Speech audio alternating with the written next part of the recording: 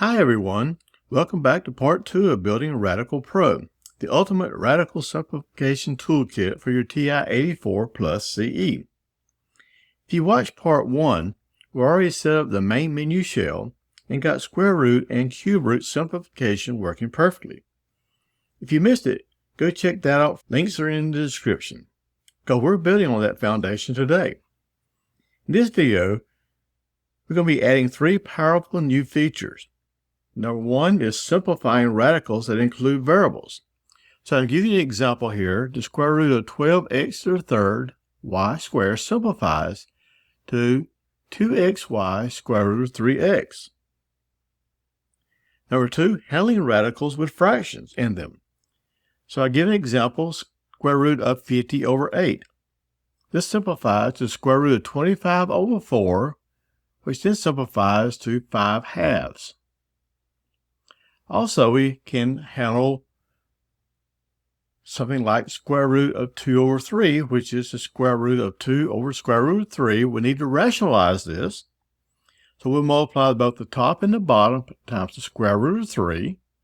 So the square root of 2 times square root of 3 is square root 6. Square root 3 times square root 3 is 3. So we'll be handling rationalization. And the third thing we'll be covering will be combining light radicals, such as 3 square root of 8 plus 5 square root of 18. This simplifies into 6 square root 2 plus 15 square root 2. Since they have light radicals, square root 2, I can simply add them together to get 6 plus 15 is 21 square roots of 2. By the end of this video, you have a menu with 5 fully working options that cover most of what students actually need for radical problems for Algebra 1 and Algebra 2. We'll walk through the code line by line just like last time, explain what each section does, test examples, and I'll show you how to enter everything into the calculator, or at least transfer it to a real calculator using TI Connect CE. If you're ready to make your way into TI-84 way smarter at radicals, let's just jump in. First thing, make sure you already have RADPRO menu, the square root and cube root programs from part 1 loaded. If not, pause the video, grab those from the description, and come back. Okay, so let's go ahead and get started with the simplifying variable program. So you're prompted for C, E, and F here, okay?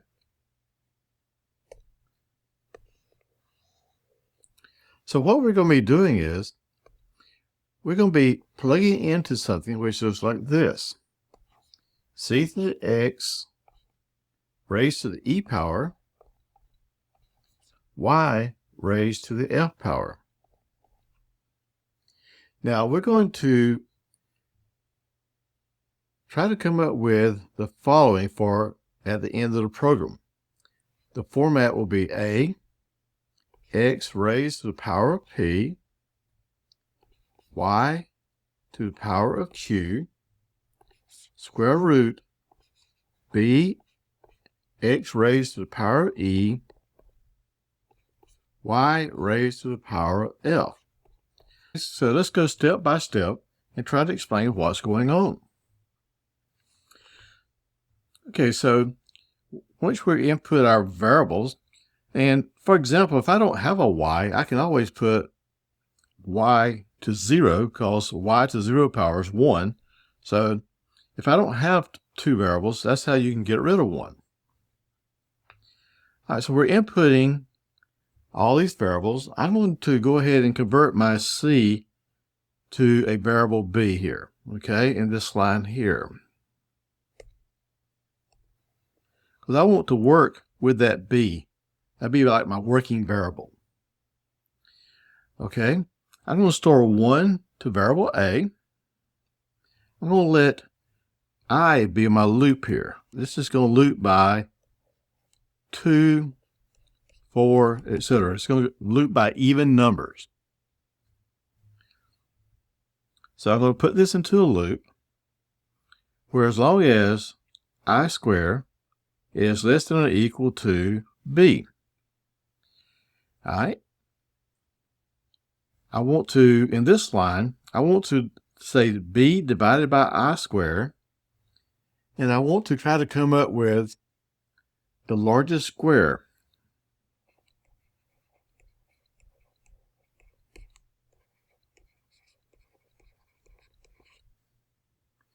For a here, okay?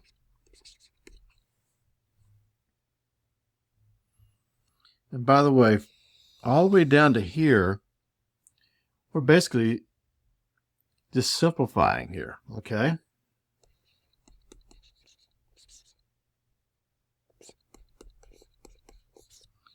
So we're just basically simplifying. Okay, once I get my largest square for a, I'm going to multiply it times I. That will give me my a value here. Okay, now I'm going to solve for my exponents for the x and the y. So here I'm going through and I'm looking to divide by 2's, since this is a square root, to get the square of x and the square of y. And I'm going to store my largest exponent of x that I can pull out, the square. And this q will be the largest for the exponent for y. All right, so what's left over for E and F will be what was left over, or the fractional part that we do not use. And then we're going to display our result. Okay, in this program, I'm going to, for the last time, show both ways of displaying your answers. After this, I'm only going to show it the fancier way. All right, so we're going to display result. If you have a newer operating system, you can use the toString A. If not, display A. All right, I'm getting my strings ready for using the fancy display, so I'm storing just a space for string 2, 3, 5, and 6.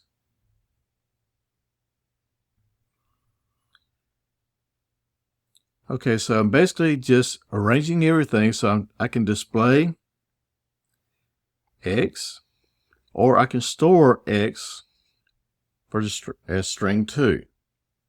And what I'm doing is I'm just concatenating all this stuff into one long string. So at the end, instead of having a broken display, I can display everything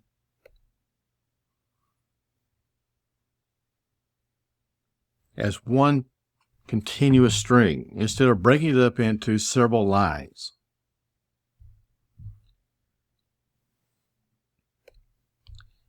Okay, so here's the way I prefer. Just put all these strings together so I can have one nice clean line.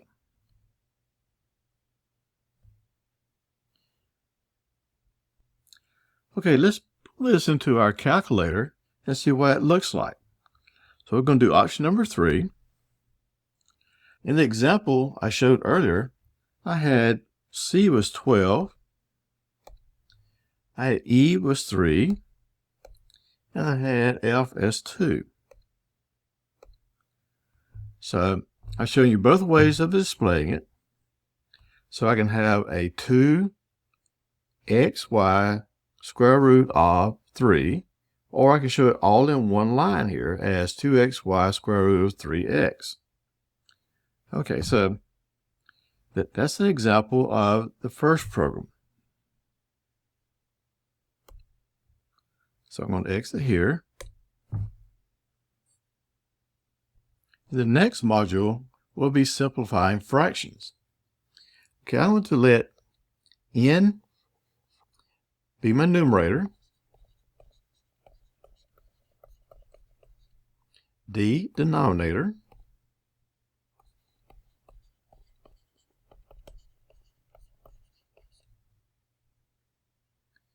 And I want to end up with a format such as a square root of b over j. That's what I'm trying to achieve here.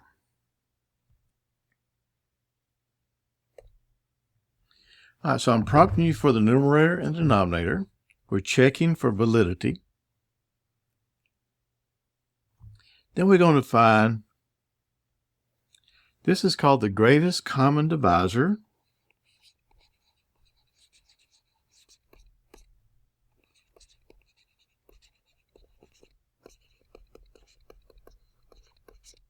You'll find that under your math and then num, and you can find the GCD, greatest common divisor. All right, so that greatest common divisor will be G. I'm going to divide G into both my numerator and my denominator, which is essentially I'm reducing that fraction.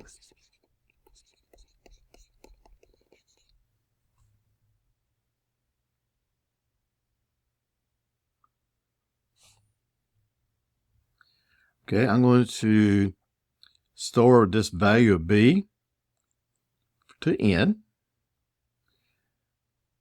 I'm going to store 1 to a. Then here I'm going to loop again by 2's.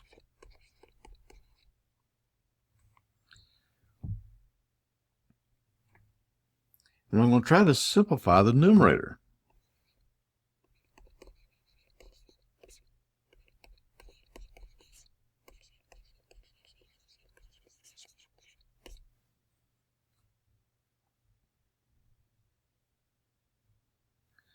Okay, so this line here, if this is even, then I want to pull it out and store that to the variable b. So that I would call that the largest square, I guess.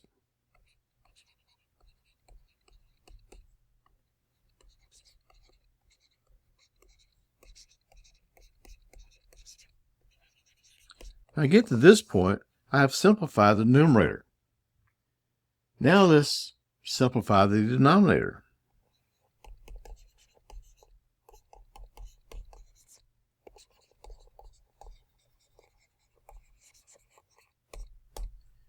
Okay, this code is going to be exactly the same as the other one. So I'm looking for simplifying this part.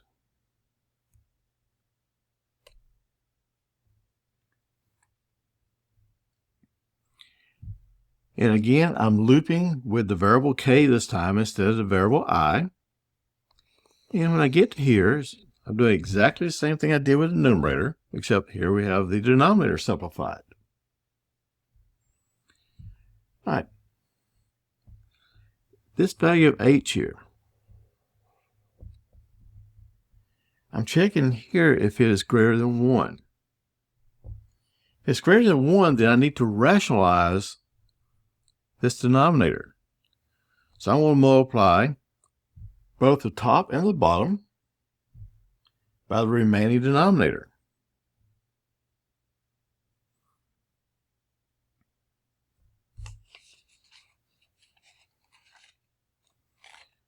Okay, so when I get to this part here, I've rationalized it, and then I re-simplified.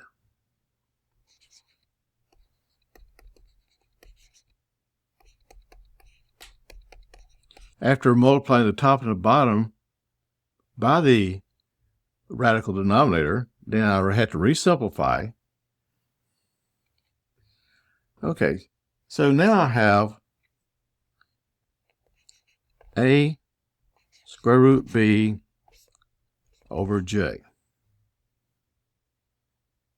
All right, let's compute then our greatest common divisor again for g, and we'll see if we can simplify it anymore, because we want to ensure the coefficient and denominator are reduced as far as possible. Now we're ready to just display our results.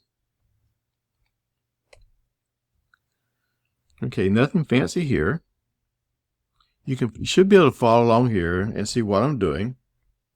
Notice this time I'm not showing both ways. I'm only showing you the way of concatenating everything into a simple string.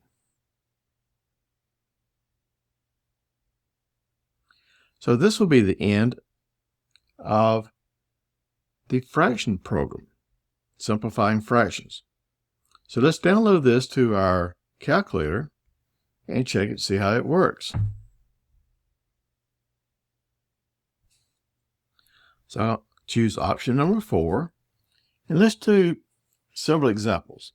Let's just do a perfect square first. Let's say 100 and denominator is 25. Okay, so that goes 2 times, which means that we had 100 over 25, so that's 10 over 5. 10 over 5 is 2. Let's try another one. Let's do the square root of 50 over 8. Numerator is 50, denominator is 8. Okay, here we get 5 over 2. Well, remember, square root of 1 is just 1. So that'll be 5 divided by 2. And this next one here, let's do some rationalization. So I'm going to say 2/3. So it's going to show 6, square root of 6 over 3, as we showed earlier.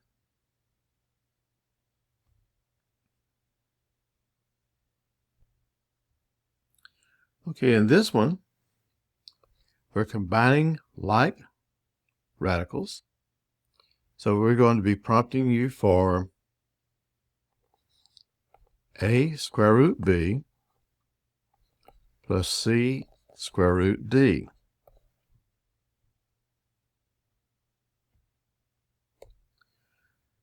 Okay, so first thing I'll do is I'm going to make a copy of my radicand here.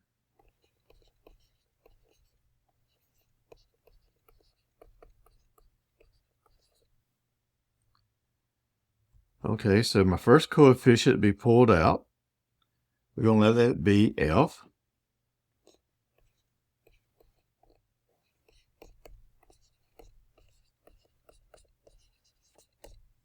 Again, I'm going to loop by 2's. So my goal here is to simplify the first radical.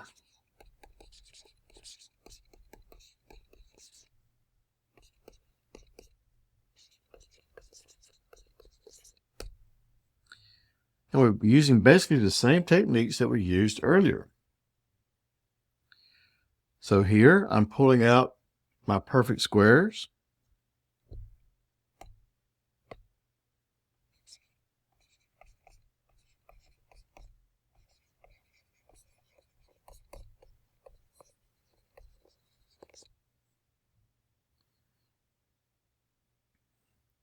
F here will be my largest integer.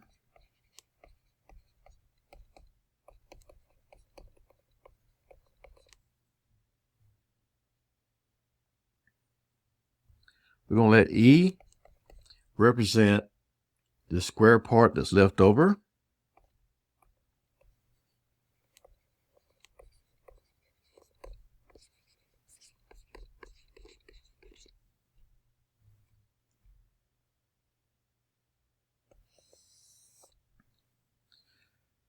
And now we have A here, which is this A here. All right, so we're going to repeat the same thing again, except this time we're going to be simplifying the second radical.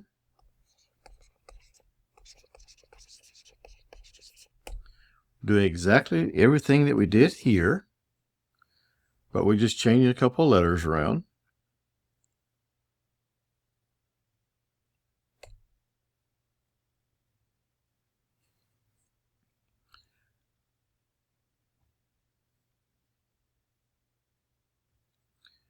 This is where it's new again. If they're the same, then we have like terms. We can add them together. If they're not the same, we want to display not like terms. All right, so we're going to add A and C together, which is the, let's say, the largest integer that we pulled out.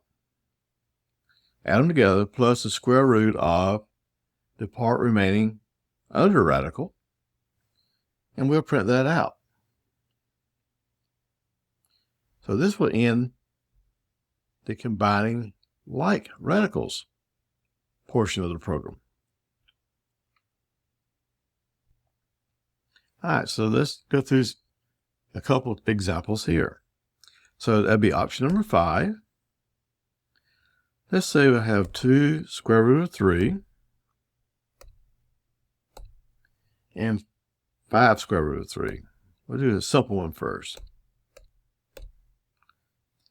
Okay, so 2 plus 5 is 7. 7 square roots of 3. Okay, no big deal, but we need to check the simple ones too. All right, now let's try one that's a little bit more demanding. Let's say 3 square root of 8 plus 4 square root of 2.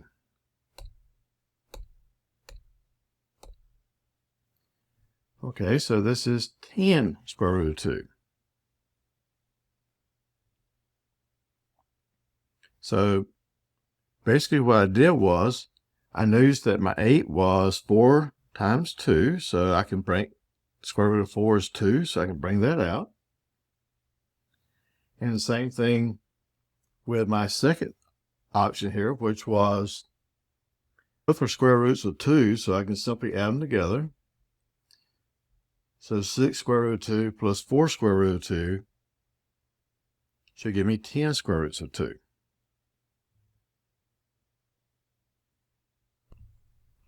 And that's it for part 2.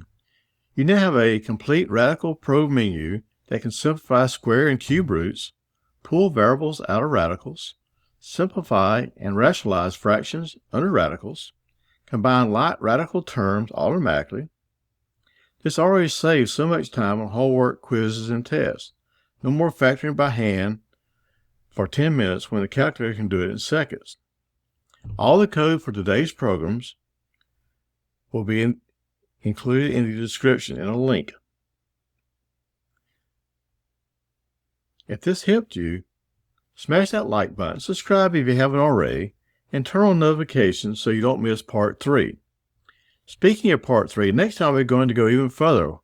We'll add multiplying radicals, dividing radicals, complete with simplification and radicalization of each operation. So we'll be doing things like 5 square root of 7 times 3 square root of 2, or maybe 8 square root of 18 divided by 4 square root of 50, and it will be done instantly and correctly. So if you want your TI-84 to handle full radical arithmetic, stick around. Part 3 is coming next. So drop a comment below which of these new features you will like most excited about to try. Thanks so much for watching. Simplify smarter, not harder, and I'll see you in part 3. Take care. Thank you, and goodbye.